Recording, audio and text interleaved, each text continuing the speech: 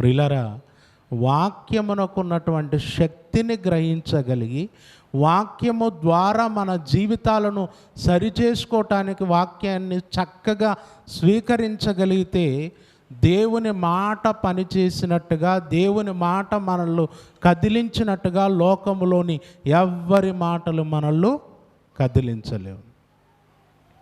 ఇది నిజం. అందుకే దేవుడు తన గ్రంథమందు ఎన్నో విలువైనటువంటి మాటలు రాయించాడు. అలాగే మన జీవితం కొరకు, మన ప్రవర్తన కొరకు, మన ఆలోచన విధానం కొరకు దేవుడు ఎన్నో మాటలు తన గ్రంథమందు రాయించాడు. ఆయన రాయించినటువంటి మాటల్లో ఈవేళ మనం ఒక మాటను ఆలోచించబోతూ ఉన్నాం. ఆ మాటను ఆలోచించటానికంటే ముందుగా ఒక విషయాన్ని నేను చెప్తాను, చాలా జాగ్రత్తగా వినండి. దేవుడు కలగజేసినటువంటి జీవరాశులలో ఎన్నో జీవులు ఉన్నాయి, మనందరికీ తెలుసు. ఆకాశ పక్షులు ఉన్నాయి, భూమి మీద జంతువులు ఉన్నాయి, సముద్రంలో జలచరములు ఉన్నాయి. అయితే ప్రియులారా, మనకు బాగా కొన్నిటి యొక్క స్వభావము బాగా తెలుసు. వాటిని చూడగానే వాటి స్వభావం ఏంటో చెప్తాం, వాటి బుద్ధి ఎలా ఉంటుందో మనం చెప్పగలం. ఉదాహరణకు, దేవుడు కలగజేసినటువంటి జీవులలో ఒక కుక్కను మనం చూసామనుకోండి. కుక్కను చూడగానే మనిషి అంటాడు, కుక్క విశ్వాసము గల జంతువు అంటాడు, విశ్వాసము గల జంతువు. దాన్ని మచ్చిక చేసుకొని మనం దగ్గర ఉంచుకుంటే ఆ కుక్కకుండే స్వభావం ఏంటి? మనతో విశ్వాసంగా ఉంటుంది. అలాగే మీరు చూడండి, ఒక నక్కను చూశారనుకోండి, దాని స్వభావం ఏంటి? నక్క స్వభావం ఏంటి? నక్కను చూడగానే జిత్తుల మారి, అంతే. అవునా?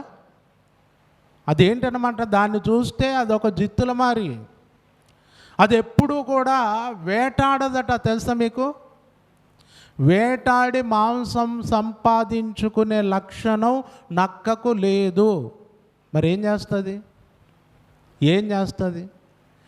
ఎవరో ఏదో క్రూర మృగం వేటాడి సంపాదించుకున్న దాన్ని అది తిని వదిలేసిపోతే ఇది జాగ్రత్తగా వెళ్ళి పట్టుకెళ్ళిపోతుంది అన్నమాట. కాచుకొని ఉంటుందట, అది ఎంతవరకు తింటుందో తినని. అదైతే కంప్లీట్గా తినదు, ఏదో ఒక ముక్క మిగిలిచ్చి వెళ్తుంది. దాని కొరకు కాచుకొని ఉంటుందట. అందుకే నక్క తెలివి అంటారు కొంతమంది, నక్క జిత్తుల మారి అంటారు. అది ఎప్పుడూ కూడా తనంతట తాను వేటాడి మాంసం సంపాదించుకోదు, దాని క్యారెక్టర్ అది. కుక్కను చూస్తే విశ్వాసం గలది అనిపిస్తుంది, నక్కను చూస్తే జిత్తుల మారి అనిపిస్తుంది. ఒక సింహాన్ని చూసామనుకోండి, అదొక క్రూర మృగం. దాని స్వభావం ఏంటి? అదొక క్రూర మృగం. దాని దగ్గరికి వెళ్తే ఏం చేస్తుంది? ఏం చేస్తుంది? హాయ్ అని పలకరిస్తుందా? లేదే, మన మీద దాడి చేస్తుంది, మనల్ని చంపుతుంది. అదొక క్రూర మృగం. ఇలా ఒక్కొక్క జంతువును మనం చూసినప్పుడు వాటిలో కొన్నిటి యొక్క క్యారెక్టర్ ఇది, దాని స్వభావం ఇది అని చెప్పగలం. చెప్తారు లేదా? కాకిని చూస్తే దాని స్వభావం తెలుసు, గ్రద్దను చూస్తే దాని స్వభావం తెలుసు. దేవుడు కలగజేసినటువంటి జంతువుల్లో, జీవుల్లో, పక్షుల్లో కొన్నిటి యొక్క స్వభావం మనకు తెలుసు. మరి మనిషిని చూస్తే ఏం చెప్పగలరు? మనిషిని చూస్తే ఏ క్యారెక్టర్ అని చెప్పగలరు? ఏమండి, ఏ క్యారెక్టర్ అని చెప్పగలరు? చూస్తే చక్కగా అలంకరించుకొని మన కళ్ళ ముందు నిలబడ్డారనుకోండి, మనం ఏమనుకుంటాం? పర్వాలేదు, బాగానే ఉన్నాడు అనుకుంటాం. ఇప్పుడు అతనిలో ద్వేషం ఉందా, ప్రేమ ఉందా, కక్ష ఉందా, అసూయ ఉందా, ఏముందనే విషయం మనకు తెలుసా? అతని క్యారెక్టర్ ఏంటనేది తెలుసా? ఒక కాకి స్వభావం చెప్పగలిగే నీవు, ఒక నక్క స్వభావం చెప్పగలిగే నీవు మనిషి దగ్గరికి వచ్చేసరికి చాలా కన్ఫ్యూజ్గా ఉంటుంది. అవునా? అవునా అండి? 2 రోజుల పరిచయంలో మనం అనుకుంటాం, అబ్బా పర్వాలేదండి మంచి వాళ్ళే అనుకుంటాం. కానీ 2 రోజుల పరిచయంలో మంచివారం అనుకున్న మనం సంవత్సరం తర్వాతి పరిచయంలో మాత్రం ఏమైపోతున్నాం? చెడ్డవారం అయిపోతున్నాం.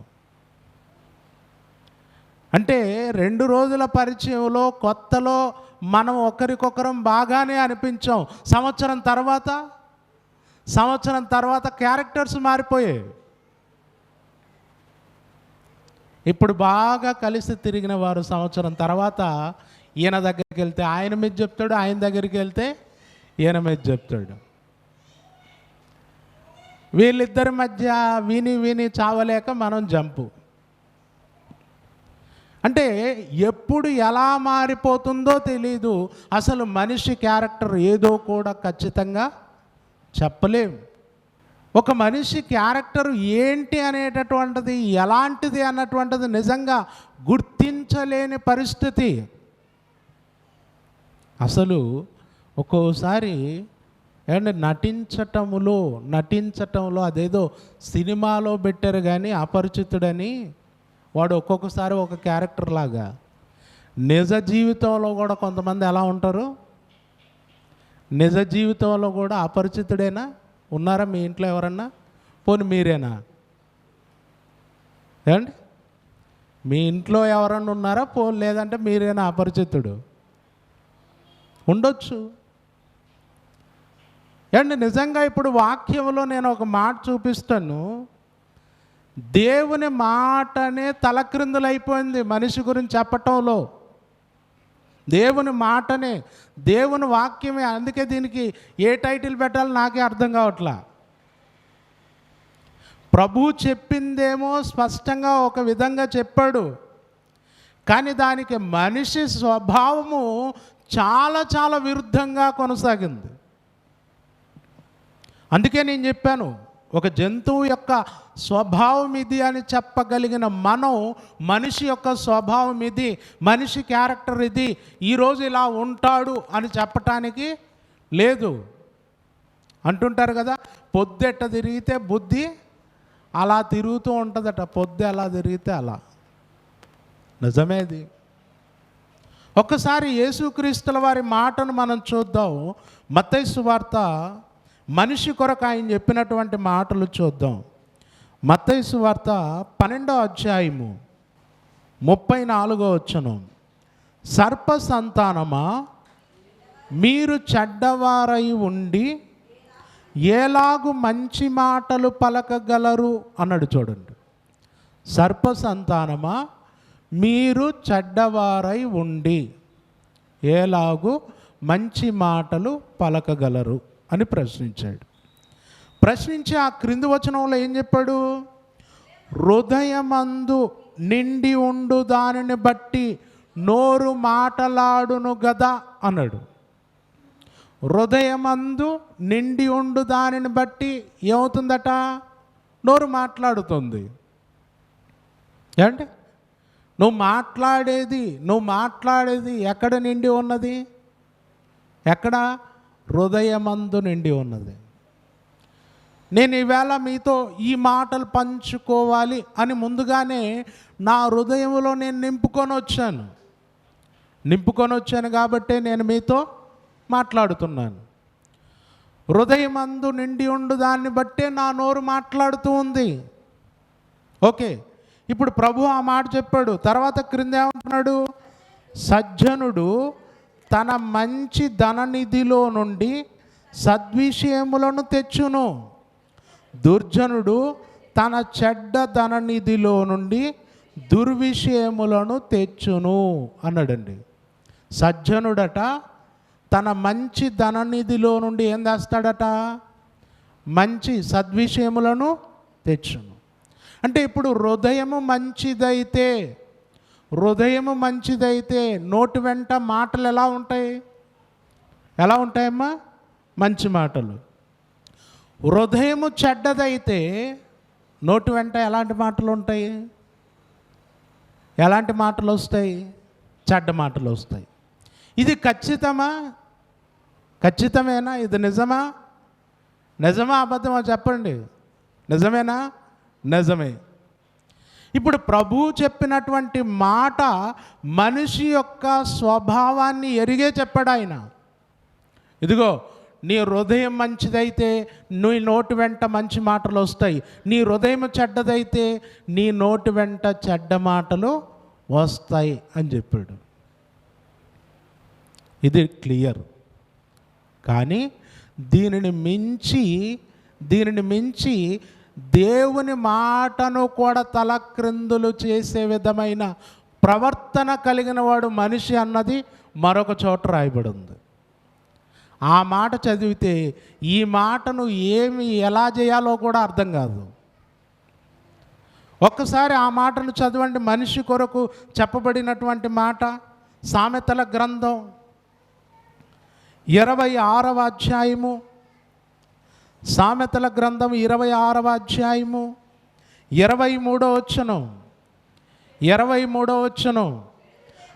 చెడు హృదయమును, ఇక్కడ ఆగాలి. చెడు హృదయము. హృదయం ఏముందట? హృదయంలో ఏముందమ్మా? చెడు ఉంది. ఇప్పుడు ప్రభు చెప్పిన మాటను ఒకసారి గుర్తు చేసుకోండి. చెడు హృదయం ఉంటే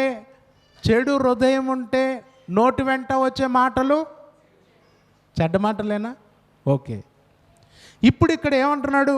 చెడు హృదయమును, ప్రేమ గల మాటలాడు పెదవులను. ఇదేంటి? హృదయము చెడ్డగా ఉంటే, హృదయములో చెడు ఉంటే ప్రేమగా మాట్లాడతాడా? ప్రేమగా మాట్లాడతారా?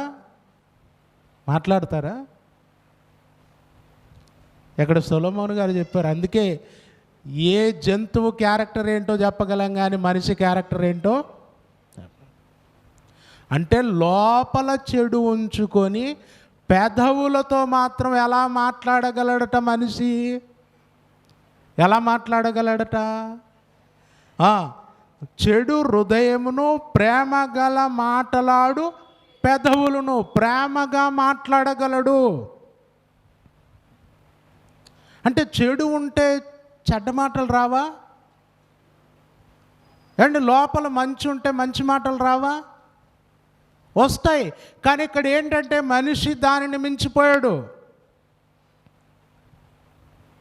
మనిషి తన క్యారెక్టర్ని, తన స్వభావాన్ని ఎలా మార్చుకున్నాడు అంటే లోపల కక్షను ఉంచుకొని, లోపల ద్వేషాన్ని ఉంచుకొని, పైకి మాత్రం పెదవులతో ప్రేమగా మాట్లాడటం అలవాటు చేసుకున్నాడు. అసలు లోపల చెడు పెట్టుకొని పైకి ప్రేమగా మాట్లాడితే అసలు వాళ్ళను గుర్తించగలమా? గుర్తిస్తామండి? అయిపోయిన తర్వాత సంతోషంతో మనకు వందనాలు చెప్తుంటారు. లోపల ఏముంటుందో మనకు తెలియదు. చెప్పేటప్పుడు మాత్రం ఎలా ఉంటాయి? వందనాలు అయితే చాలా మొహంలో కళ ఉంటుంది, పలకరింపులో మంచి అంత ప్రేమ ఉంటుంది. ఓకే, అంత బాగానే ఉంది. లోపల ఏముంది తెలియదండి. లోపల ఏముందో తెలీదు. నిజంగా మనిషిని, ఇది ఇతని క్యారెక్టర్, ఇది ఇతని స్వభావం, ఇది ఇతని లక్షణం అని చెప్పలేని పరిస్థితి. ఇప్పుడు ఇక్కడ చెప్పిన మాటకు, ప్రభు చెప్పిన మాటకు నిజంగా మీరు ఆలోచించి టైటిల్ ఏం పెడదామంటారు? చూడండి, ఏం పెడదామంటారు? అసలు మనమే తలక్రిందులు అవుతాం. అంటే నిజంగా దేవుడు అనుకున్న దానిని మనిషి ఏమైపోయాడు? దాటిపోయాడు. నాయనా, నువ్వు హృదయంలో చెడు ఉంటే చెడు రావాలంటున్నావు, హృదయంలో మంచి ఉంటే మంచి రావాలంటున్నావు. కానీ నేను హృదయంలో చెడు పెట్టుకొని నోటితో మంచిని మాట్లాడగలను అని దేవుడికి చూపించాడు. ఎంత విచిత్రం అంటే దేవుడు చేసినటువంటి మనిషి దేవుడు అనుకున్న ఆలోచనను దాటి ఏమైపోయాడు? క్యారెక్టరు మార్చుకోగలడు. నటించగలడు. అసలు నమ్మలేమండి. కొంతమంది మాటలు మాట్లాడుతూ ఉంటే వారి మాటల్లో ఉండేటటువంటి ఆ ప్రేమ, ఆ మాధుర్యం మనల్ని ముంచటానికో తెంచటానికో మనకు అర్థం కాదు. నిజంగా 3.5 సంవత్సరాలు ప్రభువుతో పాటు తిరిగి 3.5 సంవత్సరాలు ప్రభువును వెంబడించి ఆయన ఎక్కడ కూర్చుంటే అక్కడ కూర్చొని ఏది పెడితే అది తిని ఆయన ద్వారా అద్భుతాలు సూచక్రియలు చేసి దయ్యములను వెళ్ళగొట్టినటువంటి అపోస్తులలో ఒకడైన ఇస్కరియోతు యూదా రహస్యంగా వెళ్ళి ప్రధాన యాజకులతో మాట్లాడుకొని ఆయనను నేను మీకు అప్పగిస్తే నాకు ఏమిస్తారు అనంటే 30 తులముల వెండి తూచి అతనికి ఇస్తే జాగ్రత్తగా తీసిపెట్టుకొని రాత్రివేళ చెప్పి మరి పట్టుకొచ్చాడట. ఏమండి, ఇక్కడ చూడండి, ప్రభు అప్పగింపబడింది ఎప్పుడు? పస్కా పండుగను ఆచరించిన రాత్రి ఆయన అప్పగించబడ్డాడు. పస్కాను ఆచరించిన రాత్రి అప్పగించబడ్డాడు. మీరు జాగ్రత్తగా గమనించండి. ఇక్కడ పస్కా పండుగ సాయంకాలం అందు ఏర్పాటు చేయబడింది ఒక గదిలో. ప్రభు ముందే చెప్పాడు, మీరు వెళ్ళి పట్టణంలోకి వెళ్ళి పలానా మనుషుల్ని కలిసి బోధకుడు పస్కాను భుజించాలనుకుంటున్నాడు, గది ఏర్పాటు చేయమన్నాడు, గది చూపించమని అడగమన్నాడు అని అడగండి. ఒక గదిని చూపిస్తాడు. ఈవేళ అక్కడ పస్కాను భుజిద్దామన్నాడు. ఒక గది ఏర్పాటు చేయబడింది. ఆ గదిలో అపోస్తలులతో పాటు ఆయన పస్కాను భుజించాడు. ఆ సమయంలో ఇస్కరియోతు యూదా ఉన్నాడా లేడా? ఉన్నాడా లేడండి? ఉన్నాడా లేడా? ఉన్నాడు. పస్కాను భుజించాడు. ప్రభు పస్కాను భుజించే సమయంలోనే ఒక మాట అన్నాడు, మీలో ఒకడు నన్ను అప్పగించువాడు అన్నాడు. అందరూ అన్నారట, ప్రభువా నేనా నేనా నేనా? ఆ గుంపులో ఇస్కరియోతు యూదా కూడా ఏమన్నాడు? నేనా అంటే నువ్వు అన్నట్టే అన్నాడు. నీవు అన్నట్టే అంటే అది అసలు అర్థం కాదు తెలుసా? నీవే అంటే అర్థమవుతుంది, నీవన్నట్టే అంటే అర్థం కాదనమాట. ఏంటి, మనం కూడా కొంతమందిని మేము కూడా అంతేలే అంటాం. అంటే మేము కూడా అంతేలే అంటే వాళ్ళనే అన్నది మనం, కానీ ఇక్కడ ఏంటనమాట, మనం అన్నది వాళ్ళనే, కానీ ఇక్కడ మనం డైరెక్ట్గా అనట్లా. ఇప్పుడు ప్రభువు కూడా ఏమన్నాడు? నీవన్నట్టే అన్నాడు. వాడికి అర్థమైపోవాలి. అయిపోయింది. పస్కాను భుజించే సమయంలో పస్కాను భుజించాడు, ప్రభువుతో పాటు ఉన్నాడు. ఆయన ఏమండి ఆ పస్కాను భుజించిన తర్వాత వాళ్ళను వెంట పెట్టుకొని ఎక్కడికి వెళ్ళిపోయాడు? గెస్టమ్ అనే తోటకి వెళ్ళిపోయాడు. గెస్టమ్ అనే తోటకి వెళ్ళిపోయాడు. ఇక్కడ జాగ్రత్తగా గమనించండి. ఆ గెస్టమ్ అనే తోటకు వెళ్ళిపోయిన తర్వాత ఇస్కరియోతు యూదా వారితో పాటు లేడు. ఉన్నాడా? ఉన్నాడండి? లేడు. బయలుదేరేటప్పుడు ఉన్నాడు, తర్వాత మధ్యలో ఎక్కడో దాటిపోయి సైనికులను బంట్రోతులను వెంట పెట్టుకొని వచ్చాడు. ఎందుకంటే వాళ్ళకి చెప్పాడు కదా, నేను ఆయనను అప్పగిస్తానని చెప్పాడు కదా. చెప్పాడు కాబట్టి ఇప్పుడు ఇక్కడ భోజనం అయిపోయిన తర్వాత గెస్టమనే తోటకు వెళ్ళే క్రమంలో దాటుకొని వెళ్ళిపోయి తర్వాత తీసుకొని వచ్చాడు. అందరిని తీసుకొని వచ్చాడు. వచ్చేటప్పుడు వాళ్ళకి ఏం చెప్పాడట చూడండి ఒకసారి. మత్తయి సువార్త 26వ అధ్యాయము 47వ వచనం. 47వ వచనం. ఆయన ఇంకను మాటలాడుచుండగా 12 మందిలో ఒకడగు యూదా వచ్చెను అన్నాడు. వారితో పాటు ఉన్నాడా? వారితో పాటు ఉన్నాడండి యూదా? లేడు. భోజనం చేసేటప్పుడు ఉన్నాడా? ఉన్నాడు. మరి అక్కడ ఉన్నవాడు గెస్టమనే తోటకు రాలేదా? రాలేదు. మధ్యలో వెళ్ళిపోయాడు. అందుకే ప్రభు 46వ వచనంలో కూడా ఏమన్నాడు చూడండి.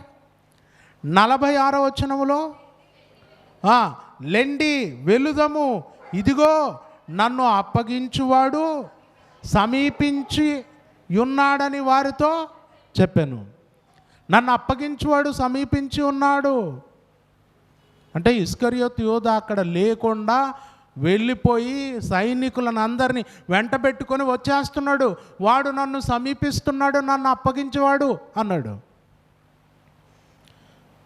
47వ వచనం, ఆయన ఇంకను మాట్లాడుచుండగా 12 మందిలో ఒకడగు యూదా వచ్చెను.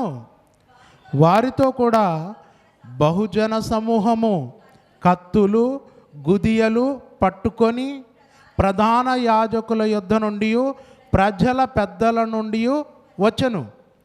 ఆయనను అప్పగించువాడు, నేనెవరిని ముద్దు పెట్టుకొందునో ఆయనే యేసు, ఆయనను పట్టుకొనుడని వారికి గుర్తు చెప్పాడా ముందే చెప్పేశాడు. చెప్పి ఇప్పుడు ఏమని పలకరిస్తున్నాడు? ప్రభు దగ్గరకు వచ్చి ఏమని పలకరిస్తున్నాడు చూడండి ఒకసారి. వెంటనే యేసు నొద్దకు వచ్చి, బోధకుడా నీకు శుభమని చెప్పి ఆయనను ముద్దు పెట్టుకొనెను. ఏమ్మా వింటున్నారా? బోధకుడా నీకు శుభమని చెప్పి ఆయనను ఏం చేశాడట? ముద్దు పెట్టుకున్నాడట. ఇంతకు శుభమని చెబుతున్నాడు, ఆయనకు శుభం జరిగించే ఆలోచనలో ఉన్నాడా, కీడు చేసే ఆలోచనలో ఉన్నాడా? ప్రేమగా మాటలాడు పెదవులు, హృదయములు మాత్రం ఏముంది? చెడు హృదయమును ప్రేమగల మాటలాడు పెదవులు. కరెక్ట్గా ఉందండి ఇక్కడ? కరెక్ట్గా ఉందా? కొంతమంది అంటారు మీకోసం ప్రార్థన చేస్తున్నామండి అంటారు, మీ క్షేమం కొరకు ప్రార్థన చేస్తున్నాం అంటారు. దేవునికి మీ క్షేమం కొరకు ప్రార్థన చేస్తారేమో కానీ వారి హృదయంలో మాత్రం ఏముంటుందో తెలుసా? మీరు బాగుపడాలని ఉంటుందా? మీరు దేవుని సన్నిధిలో వర్ధిల్లాలని ఉంటుందా? దేవుని చేత ఆశీర్వదింపబడాలని ఉంటుందా? మీరు గొప్పగా ఎదగాలని ఉంటుందా? ఉండదు. ప్రార్థన మాత్రం మీ కొరకు చేయమంటే బలంగా చేస్తారు అండి, బలంగా చేస్తారు. అంటే ఇదేంటంటే చెడు హృదయం, ప్రేమగల మాటలాడు పెదవులు. అందుకే అక్కడ ఇస్కరియోతు యూదా ఎప్పుడైతే నీకు శుభమని చెప్పి ఆయనను ముద్దు పెట్టుకున్నాడో ప్రభు అన్నాడు, యేసు చెలికాడా నువ్వు చేయవచ్చినది చేయమని అతనితో చెప్పగా, నువ్వేం చేయాలనుకుంటున్నావు అది త్వరగా చెయ్యి. నువ్వు చేయటానికి వచ్చింది వేరు, చెప్పేది వేరు. శుభం అంటున్నావు కానీ శుభం కోరుకునే ఆలోచనలో నీవు లేవు. ఈరోజు ఎందరో ఆలోచనలు, ఎందరో మనసు ఇలాగే ఉందని చెప్పటంలో ఏమాత్రం సందేహం లేదు. ఎదుటివాడికి శుభమని చెబుతున్నావు, ఎదుటివాడితో ప్రేమగా మాట్లాడుతున్నావు, హృదయంలో మాత్రం ఏముంది? చెడు హృదయం. అందుకే అన్నాడు, చెడు హృదయమును ప్రేమగల మాటలాడు పెదవులను మంటి పెంకు మీద వెండి పూతతో సమానం. మంటి పెంకు మీద వెండి పూత చూడటానికి దూరం నుండి చూస్తే, అలా దూరం నుండి చూస్తే మనకేం కనపడుతుంది? అది ఒక వెండి పాత్రలా కనబడుతుంది, వెండి పాత్రలా కనబడుతుంది. కానీ లోపల ఏంటది? లోపల ఏంటమ్మా? ఏంటది? మట్టి. అంటే చాలామంది హృదయములోనేమో మట్టి, పైనేమో వెండి పూత. అంటే చాలామందికి బంగారం అంటే చాలా ఇష్టం. బంగారం అంటే చాలా ఇష్టం కాబట్టి బంగారు తెచ్చుకునే పరిస్థితులు ఇప్పుడు లేవు. ఒకవేళ ఎంతకుముందు తెచ్చుకొని ఉంటే పర్వాలేదు. ఇప్పుడు బంగారం ఎంత అయింది? రేటు ఎంతైందమ్మా? 1,00,000 రూపాయలకు దగ్గరగా ఉంది. 1,00,000 రూపాయలకు దగ్గరగా ఉంది. ఆ మధ్యన ఎవడో అన్నాడు 1,00,000 రూపాయలకు దరిదాపుకి వెళ్ళిపోద్ది బంగారు అని అంటే అనిపించింది, ₹1,00,000 ఎందుకు పోతుందని. ఇప్పుడు నిజంగా ఆ రేటుకి వచ్చిందండి, వచ్చింది. ఇప్పుడు ₹1,00,000 వరకు పెట్టి బంగారం కొనలేని స్తోమత, ఏమంటే ఆ స్తోమత లేనివారు చాలామంది బంగారం అంటే ఇష్టం, కానీ బంగారం కొనటానికి చేత కాని పరిస్థితి. కాబట్టి ఇప్పుడు ఏం చేస్తారు, 1 గ్రామ్ గోల్డ్, అంతేనా? దూరం నుండి చూస్తే ఎలా ఉంటాయండి? బంగారు వేసుకున్నట్టుగానే ఉంటుంది. కానీ అవి జాగ్రత్తగా గమనిస్తే ఏంటనమాట, ఉన్నాయా 1 గ్రామ్ గోల్డ్? ఉంటాయిలేమా, ఏమంటే ముసుగేశారు కాబట్టి కనబట్టంలా ఉండొచ్చు. అంటే మన ఆర్థిక స్థితిని బట్టి ఇప్పుడున్న పరిస్థితుల్లో బంగారం కొనలేం కాబట్టి ఏదో ఒకటి తీసుకున్నాం. కానీ ఇక్కడ చూడండి, సమాజానికి చూడటానికేమో అది బంగారు, కానీ ఒరిజినల్గా బంగారు అయితే కాదు. అలాగే మనిషి జీవితం సమాజంలో చూస్తూ ఉంటే ప్రేమ కనబడుతుంది, ప్రేమించేవాడిలా, ప్రేమగా మాట్లాడేవాడిలా కనబడుతున్నాడు. కానీ హృదయం ఎలా ఉందట? చెడుతో నిండిపోయింది. చెడు ఉంది లోపల, చెడు కలిగి ఉన్నాడు. ఏమండి, ఇది మంటి పెంకు మీద దేనితో సమానం అట? వెండి పూతతో సమానం అట. ఒకసారి కుమ్మరి వీధిలో కుమ్మరి వాళ్ళు మొత్తం అప్పుడప్పుడే కుండలు చేశారు, వాటి మీద మూయటానికి చిప్పలు అంటారు చూసారు, అవి చేసి పెట్టారు. అప్పుడే చేసి ఆరబెట్టారండి. నేను చిన్నప్పుడు నాతో పాటు ఇంకొకడు ఉండేవాడు, వాడు నేను కలిసి ఒక చిప్ప ఎత్తుకొచ్చాం, చిన్నది ఒక చిప్ప తీసుకొచ్చిన తర్వాత దాన్ని బాగా జాగ్రత్తగా చూసుకోవాలి కదా. తీసుకొచ్చావో లేదో కుళాయి దగ్గరికి పోయి నీళ్ళు బట్టి కడిగితే చేతిలోనే కరిగిపోయిందండి. ఎందుకంటే అప్పుడప్పుడే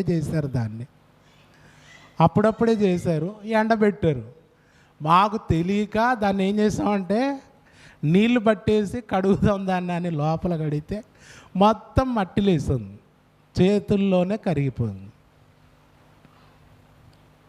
చూడటానికి అదేమో ఒక మంచి ఆకారంతో బాగుంది అనుకున్నాం, కడగగానే మొత్తం కరిగిపోయింది. ఒక వెండిపూత పూస్తే కూడా ఏమవుతుంది, దాని మీద కడిగితే ఏమవుతుంది, పోతుంది, అంతే. ప్రియులారా, మన జీవితాలు, మన బ్రతుకులు దేవుని సన్నిధిలో చెడు హృదయము కలిగి ప్రేమ గల మాటలాడు పెదవులు కలిగి ఉండుట ఎంత మాత్రము మంచిది కాదు. ఒకవేళ లోకంలో అలాంటి క్యారెక్టర్స్ ఉండొచ్చండి, లోకంలో ఉండొచ్చు. కానీ దేవుని సన్నిధిలో దేవుని వాక్యాన్ని ఎరిగిన తర్వాత, దేవుని పిల్లలమైన తరువాత మన బ్రతుకులో యథార్థత అనేది చాలా చాలా ప్రాముఖ్యమైంది. ఎదుటివారి విషయంలో కోపం ఉందా, కోపాన్ని బయటపెట్టు, యథార్థంగా ఉండు. ఎందుకంటే కోపపడుడి కానీ పాపం చేయకుడి అన్నాడు. కోపపడటంలో తప్పు లేదు. ఎందుకంటే కొన్ని సందర్భాల్లో కొందరిని సరిచేయాలంటే, కొందరికి చెప్పాలి అంటే వారికి అర్థం కానప్పుడు మనం కోపంతో చెప్పటం మంచిదే, కోపంతో చెప్పవచ్చు.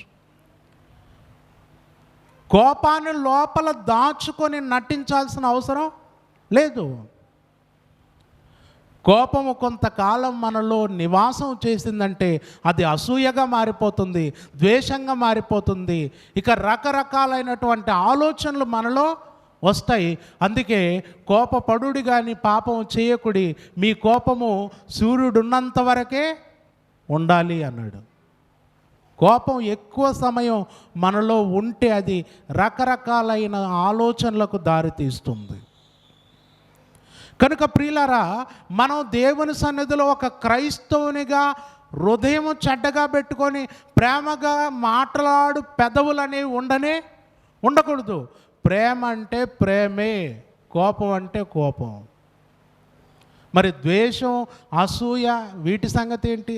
అసలు ద్వేషము, అసూయకు ఒక క్రైస్తవుని హృదయంలో చోటే లేదు, ఉండటానికి వీలు లేదు. ఎందుకు ద్వేషం?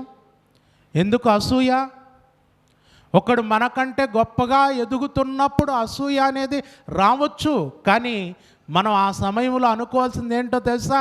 వాడు కష్టపడ్డాడు, వాడు ప్రయాసపడ్డాడు, మనకంటే ముందుగా వెళ్తున్నాడు, వాడికంటే మనం ఎక్కువ కష్టపడితే మనం కూడా ఏమవుతాం? ముందుకెళ్తాం. దేవుడు మనల్ని ఆశీర్వదిస్తాడు, దేవుడు మనకు తోడుంటాడు, మనము కష్టపడితే ముందుకెళ్తాం అనే ఆలోచన నీలో కలిగిందనుకోండి, ఎదుటివాడి విషయంలో మనకు అసూయ అనేది రాదు. ఎదుటివాడి విషయంలో ఓర్పు, సహనము, మనకు ఉండవలసినటువంటి నమ్మకం అనేది ఉంది అని అంటే ఖచ్చితంగా ఎదుటివారి విషయంలో ద్వేషం, అసూయ రావు. వారికి ఉంది నాకు లేదు, వాళ్ళు ఇలా ఉన్నారు, అలా ఉన్నారు అని ఎదుటివారితో పోల్చుకోవటం, ఎదుటివారిని చూడటం, ఎదుటివారు గొప్పగా కనిపిస్తున్న దాన్ని నువ్వు మైండ్లో పెట్టుకోవటం అనేది ఎప్పుడైతే ఉంటుందో అప్పుడే నీలో పుడతాయి ద్వేషము, అసూయ, కలహము. ఇవన్నీ వాటన్నిటికీ ఇక హృదయంలో చోటు ఉంటుంది. ప్రియులారా, క్రైస్తవుని యొక్క హృదయము, క్రైస్తవుని యొక్క ఆలోచన వీటికి ఏమాత్రం అవకాశం ఇవ్వడానికి వీలు లేదు. అందుకే మనం హృదయములో ప్రేమ ఉంటే ఖచ్చితంగా మన మాటలు ఎలా ఉండాలి? ప్రేమగానే ఉండాలి. ఇప్పుడు హృదయములో చెడు ఉండి ప్రేమగా మాట్లాడే మనుషులు లోకములో ఉన్నారు. కానీ మన హృదయంలో చెడుకు అవకాశమే లేదు. అందుకే చెడుకు అవకాశము లేకుండా దేవుడు మన హృదయమును దేనితో నింపుకోవాలని చెప్పాడు? ఏముండాలి మన హృదయములో? ఒకసారి చూద్దాం. కీర్తనల గ్రంథం 119వ అధ్యాయము 9వ వచనం. యవనస్తులు దేని చేత తమ నడతను శుద్ధిపరుచుకొందురు? నీ వాక్యమును బట్టి దానిని జాగ్రత్తగా చూచుకొనుట చేతనే కదా అని అంటూ 11వ వచనంలో అంటున్నాడు, నీ ఎదుట నేను పాపము చేయకుండునట్లు నా హృదయములో నీ వాక్యము ఉంచుకొని ఉన్నాను. అంటే ఇక్కడ మన హృదయములో చెడు ఉండటానికి వీల్లేదు. అసూయ ఉండకూడదు, ద్వేషం ఉండకూడదు, కలహ బుద్ధి మనలో ఉండకూడదు. మనం మంచి స్వభావం కలిగిన వారమై ఉండాలి అనంటే దేవుని వాక్యం, దేవుని మాటలు ఎక్కడుండాలి?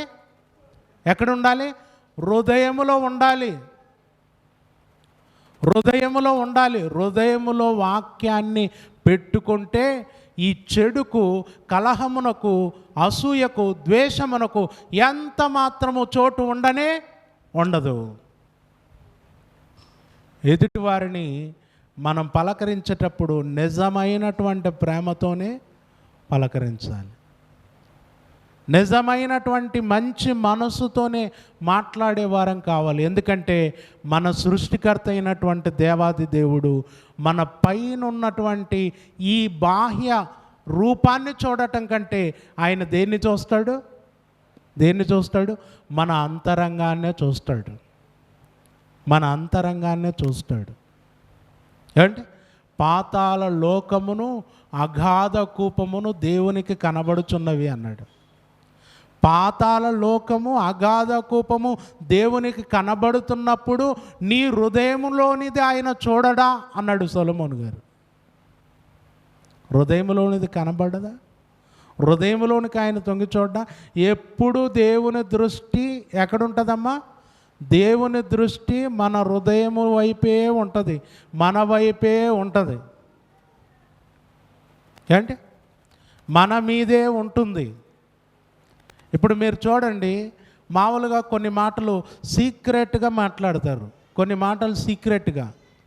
ఎవరికి తెలియకుండా మాట్లాడతారు. మాట్లాడేటటువంటి మాటలు సీక్రెట్ అయినప్పుడు మీరు ఏం చూసుకుంటారు? ఏం చూసుకుంటారమ్మా? పక్కన ఎవరన్నా ఉన్నారా లేదా చూసుకుంటారు. ఇప్పుడు పక్కన ఎవరన్నా ఉన్నారనుకోండి, మీ మాటలు ఏమన్నా వస్తాయా? మాట్లాడతారా? ఏమన్నా? ఏం మాట్లాడరు. మీరు మాట్లాడే మాటలు సీక్రెట్ కనుక అవి ఎవరు వినకూడదని చెప్పేసి మీరు ఇక్కడ ఏం చేస్తారు అని అంటే, మీ మాటలు రహస్యంగా ఉండేలా చూసుకుంటారు. చుట్టూ చూసుకుంటారు, ఎవ్వరు కనబడరు. అప్పుడు మాట్లాడతారు. ఫోన్లో మాట్లాడాలన్నా మనం చుట్టుపక్కల చూస్తాం. ఎవ్వరు కనబడకపోతే అప్పుడు మన నోటి వెంట మాటలు వస్తాయి. లేకపోతే అవులే, వస్తున్నాలే, ఇటు ఉంటుంది అన్నమాట.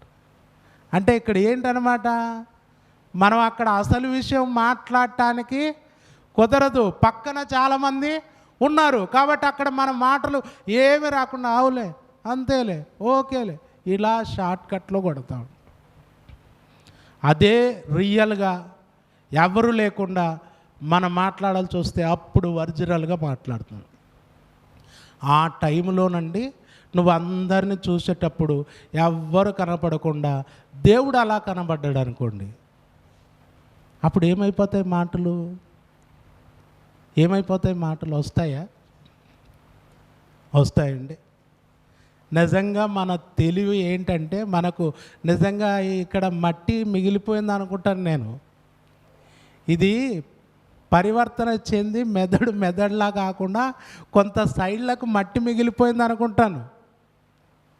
అందరినీ చుట్టూ చూస్తాం, మనతో దేవుడు ఉన్నాడు అనేది మర్చిపోతాం. మర్చిపోతారా అండ్? చిన్నప్పుడు ఒక సేవకుడు చెప్పేవాడు, అబ్బాయి సండే స్కూల్కి వెళ్ళేవాడట బాగా, తండ్రి మాత్రం దొంగట.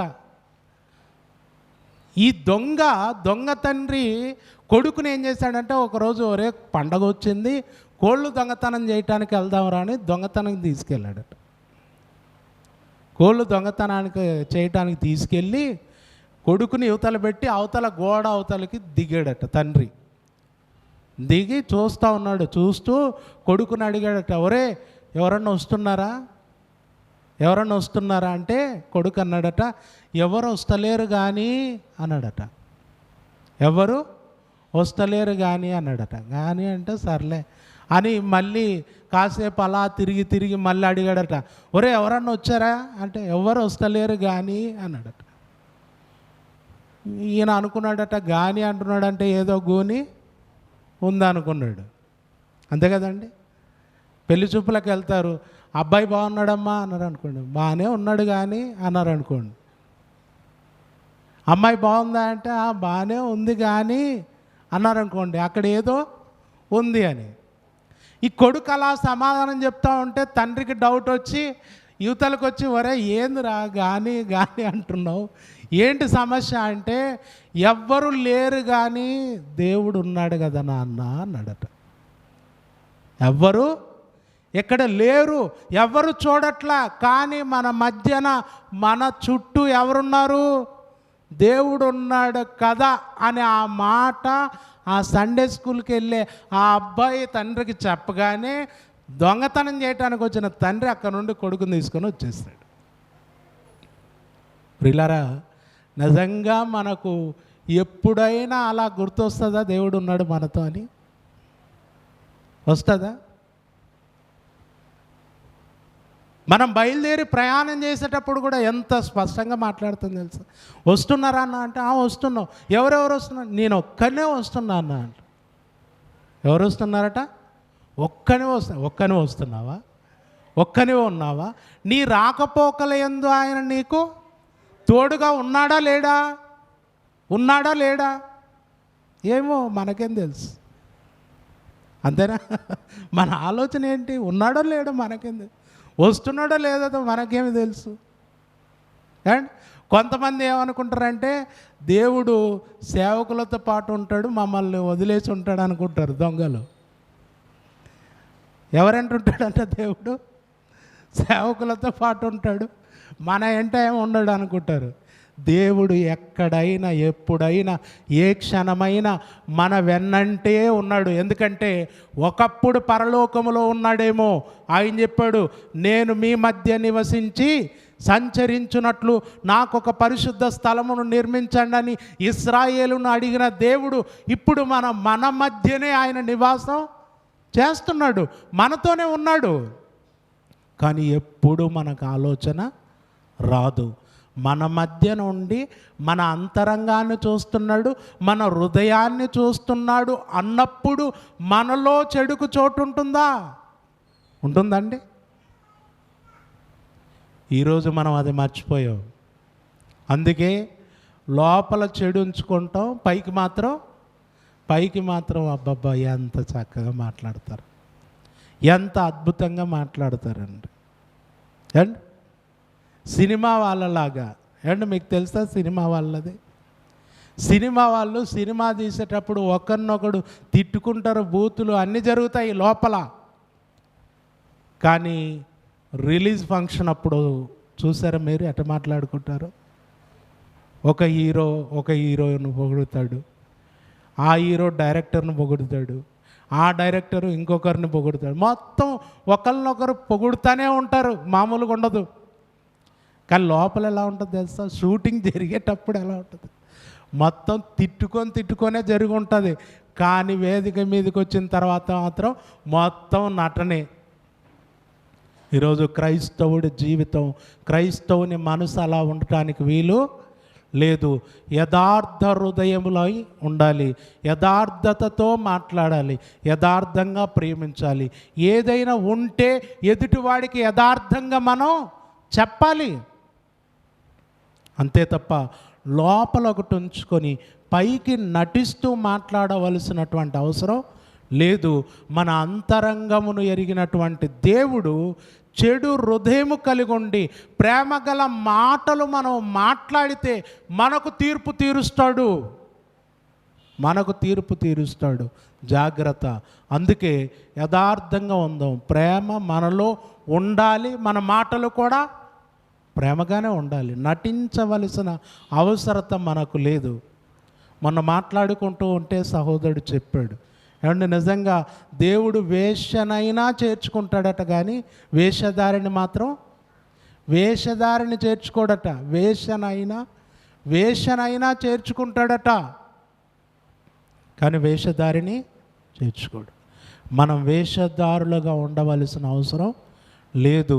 ఒక క్రైస్తవుడు యథార్థంగా ఉండాలి, భక్తిగా ఉండాలి, నిజమైన విశ్వాసంతో ఉండాలి, దేవుడికి ఇష్టడుగా ఉండాలి.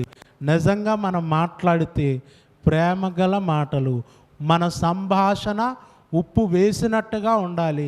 నిజంగా మన హృదయంలో ప్రేమ ఉండి మనం మాట్లాడితే ఎదుటివాడు కూడా మన మాటలకు లొంగే అవకాశం ఉంది, ఎదుటివాడు కూడా మన మాట వినే అవకాశం ఉంది.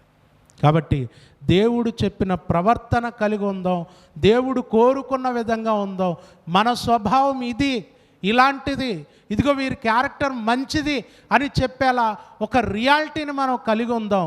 వేషధారణ మనకొద్దు, నటించటం మనకొద్దు, హృదయంలో చెడు పెట్టుకొని ప్రేమగా మాట్లాడే పెదవులు మనకు అసలే వద్దు.